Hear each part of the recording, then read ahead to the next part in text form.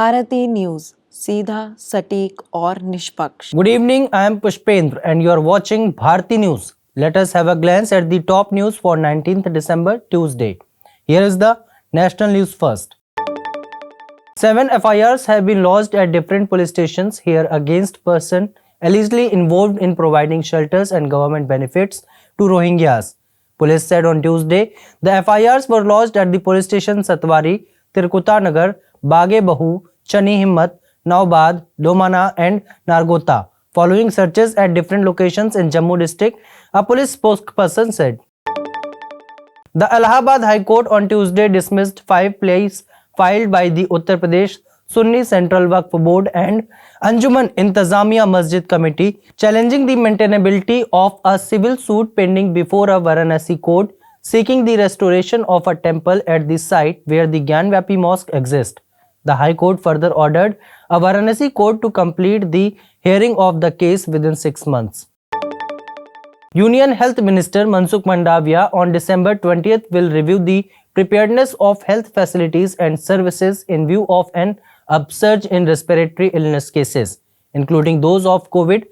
In some state official sources said on Monday, he will hold the review meeting virtually with health ministers and additional Chief Principal Secretary Health of all the states and union territories and officials of central ministries and departments concerned, they said. Now, news from around the globe.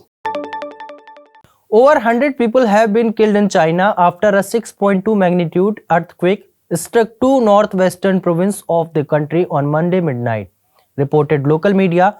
In a press conference on Tuesday morning, local authorities said that as many as 105 people have been killed and 397 injured in Gansu province and 11 people have been killed in neighboring Qinghai province, reported South China Morning Post. The Vatican said on Monday in a landmark ruling approved by Pope Francis that Roman Catholic priests can administer blessing to same-sex couple as long as they are not part of regular church rituals or liturgies. A document from the Vatican's doctrinal officials said such blessings would not legitimize irregular situation but be a sign that God welcomes all. Now, heading on to the business news. India's economy is projected to grow at 6.3% in the current fiscal year and the next, the International Monetary Fund (IMF) said late Monday. Supported by macroeconomic and financial stability, the country's digital public infrastructure and a strong government infrastructure program will continue to sustain growth, the IMF said in its Article 4 consultation report, which reviews country's current and medium-term economic outlook. After ferrying 100 million passengers in 2023, India's largest airline, Indigo, has joined a select group of carriers globally. Only a handful of airlines in the world would carried over 100 million passengers in a calendar year, and Indigo is the first Indian airline to do so. Now, coming on to the last segment, that is sports news. In a startling development, former Australian bowler Michelle Johnson has been sacked by Cricket Australia from speaking in two public functions.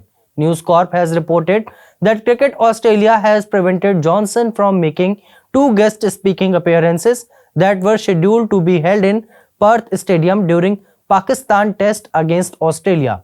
It comes onto the back of Johnson's explosive column where he questioned David Warner's place in the Test team and why he is being given a hero a sent-off despite Warner involvement in the Sandpaper Gate, the ball tampering incident in South Africa in 2018.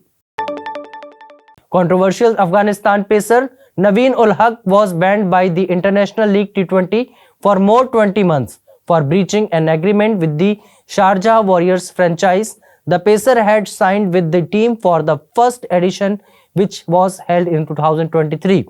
But when he was offered another year extension by the Warriors, he refused to sign the retention notice for 2024 session. That's all for today. Keep watching and like, share, subscribe to Bharati News to stay updated with recent happenings. Thank you.